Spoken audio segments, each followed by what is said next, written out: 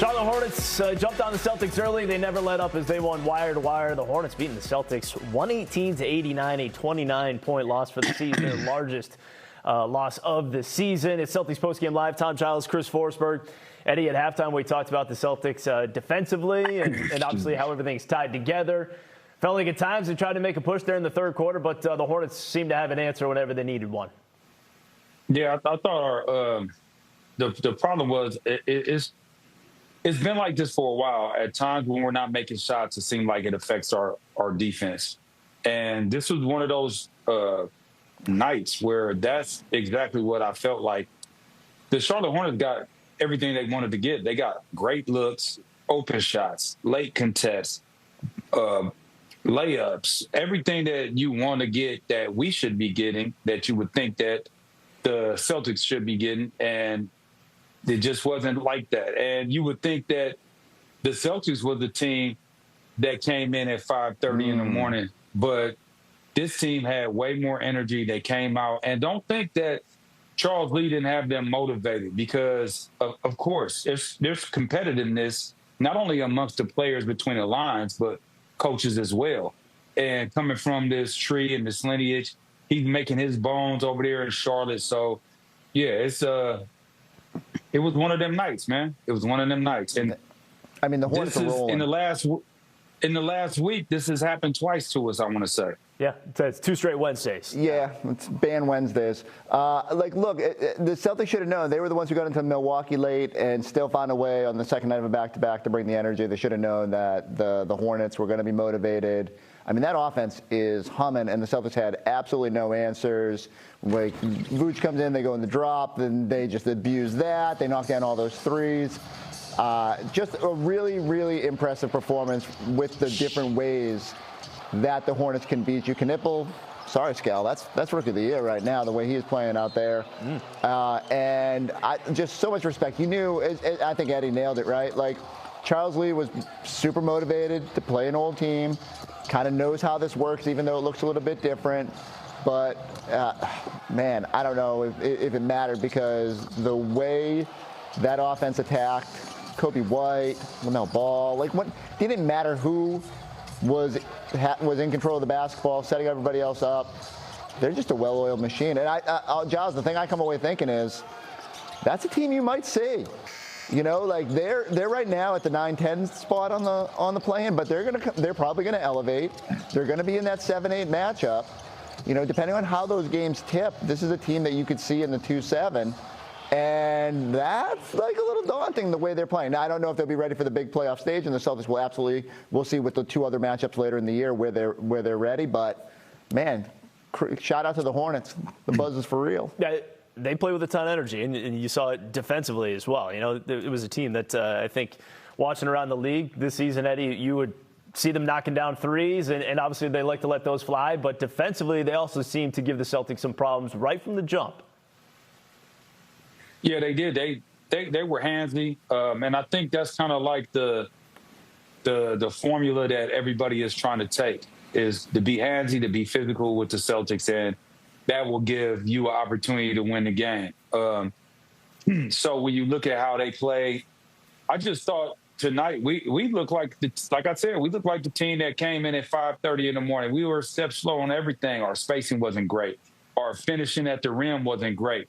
And it wasn't like we weren't getting looks that we normally knock down. We were getting all the things that we wanted. We were getting shots at the rim like bunnies, and we were missing them. So what can you do with that? You just say, hey, you know what? It's one of these games, and chalk it up to it and move on. And we'll take a look at some of those shots that they were just missing. They started 3 of 17. Do we have to? Yes, we do, Chris. It comes with the territory, right? Fair. Celebrate the wins, and you talk about why they won those games and why they lost tonight, 118-89. They will play 2 more times, end of March and then first week of April. As again, it's just the first of 3 meetings against the Charlotte Hornets, and this is one of those teams. First 2 weeks of the season, you look at the schedule, like, hey, can you mix in like a Charlotte Hornets somewhere there? Now you think about it, they got to play these guys 2 more times. Scal and Drew back in TD Garden with their thoughts after this one. No one says, hey, man, I really miss playing the Hornets at that point. But maybe we should have. Very good basketball team. Yeah, they are super legit. And, Scal, you said it during the broadcast. I agree with you. I'm excited for the next time we see them because you know the Celtics will come out with some serious energy. You would hope so. And maybe they weren't ready. Maybe, they watch them on League Pass, but watch them in passing.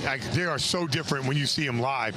They're big, they're strong, they defend aggressively, they're handsy, and they don't foul. So that's a killer combination. And then offensively, they got some special weapons out here. So I am looking forward to the rematch. I can't wait. I don't know how many rematches I'm looking forward to, but this is definitely, throughout a season, you just think, hey, it's one of 82. Yeah. But I think they surprised us so much, and it's not that far away, the rematch, that I'm looking forward to it. Yeah, just a couple of weeks, we'll see it down at the Spectrum Center in Charlotte. I mean, it does sort of feel like they have a lot of similarities to the team we watch every night. Obviously, their head coach was here when the Celtics won the championship, guys on the staff, on the training staff, and then it feels like they play a similar style where they play super hard, and they try to limit opponent free throws, and they're a killer rebounding team. Yeah, so they probably fight the margins just as much.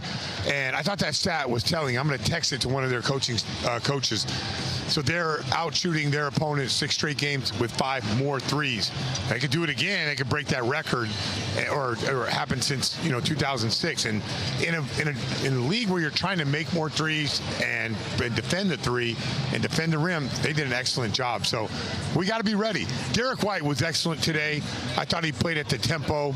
But this is a good challenge because this is kind of what the playoffs are like. You're going to get punched in the mouth no matter who you play. Those things happen. It's how you respond. And I think a lot of guys are going to remember this game and moving forward in a couple of weeks. So, Charlotte, I think that they're off as well the day before. We're off the day before. Should be a great game. Yeah, well, that's sort of long-term future. In terms of Friday, what do you expect from the Celtics? I expect them to bounce back for sure. Yeah. So it depends. You hear all these rumors and stuff like that about if Tatum's coming back, but we know Cooper Flag is going to be in the building. It's going to be a neutral site game, sort of, because they're going to be cheering for Cooper Flag, I'm assuming.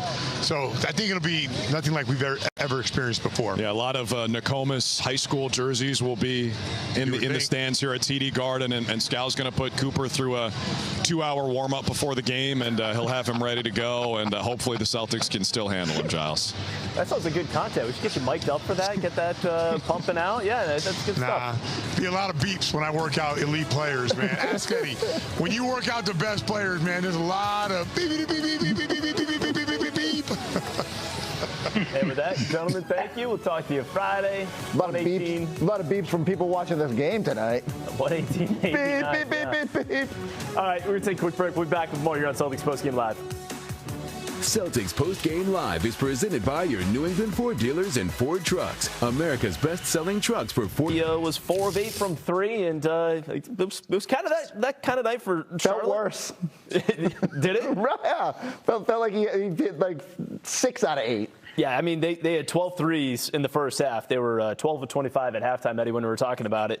And you brought it up before we went to commercial break, but the Celtics also early in this game just missed a ton of shots at the rim. So, even though they're struggling a little bit from 3, usually they're able to get to the hoop. And even when they did, just unable to convert as we take a look at some of those misses early on. Yeah, just one of them funky games where you think at the end of the day you got Jaylen Brown, who's one of the best finishers at the rim. That's D. White's shot right there. He normally finishes that right there. Jaylen Brown right here, this is easy money for him most of the time. Here goes another Jaylen Brown pass to Vucevic, and that's a smoke layup. Like, I don't know how many that they had. Oh. And, that should be it. That should be easy money right there. And, all you could say is, like, I don't know what to say to that, to be honest with you. I haven't seen that much. I can say this. This is what I will say about this. This is 2 out of 3 games Peyton Pritchard hasn't scored a basket, has put up a donut. And we're going to